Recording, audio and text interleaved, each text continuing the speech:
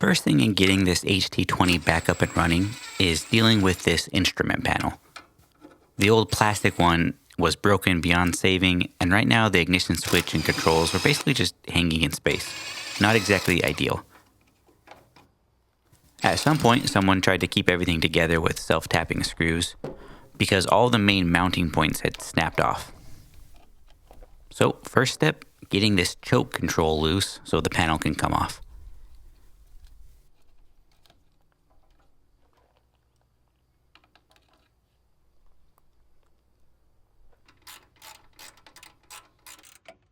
So the panel actually bolts to these studs that are on the frame.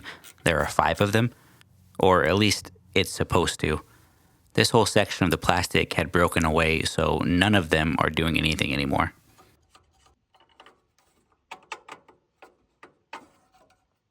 Next, I need to get the choke lever through this slot in the panel. I thought I was going to have to drill out this. Well, I didn't think that would work actually. That makes life a lot easier.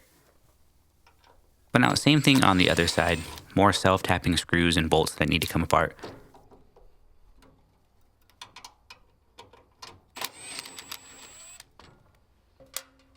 And on the throttle side, the plastic had already broken enough that I could just slide the throttle control right out.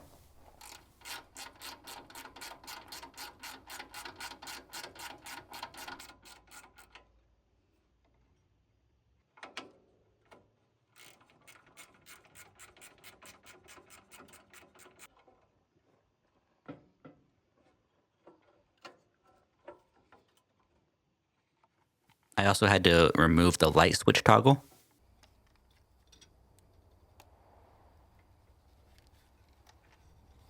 Followed by the amp gauge.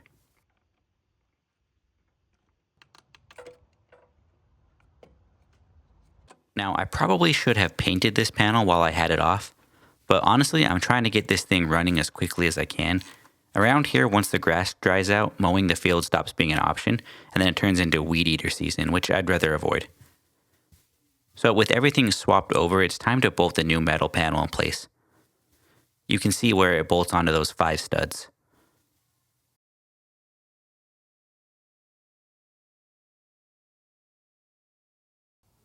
The throttle knob, on the other hand, did not want to cooperate. But I got it. Then it was just a matter of bolting the controls back in and installing the new ignition switch.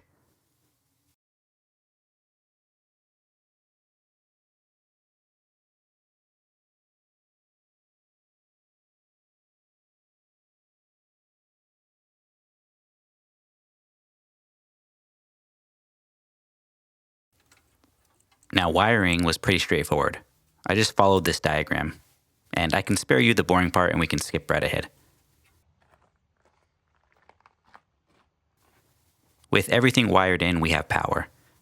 The oil pressure light came on, which technically means low pressure, though I'm not fully convinced that this is working 100% correctly.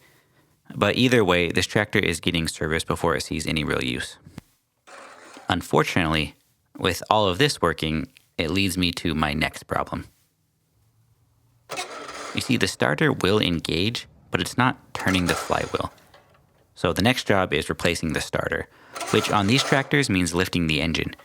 Not exactly what I want to do, but that'll be a problem for the next video. If you're still here, thanks for watching. Consider subscribing, give the video a like, and we'll see you in the next one.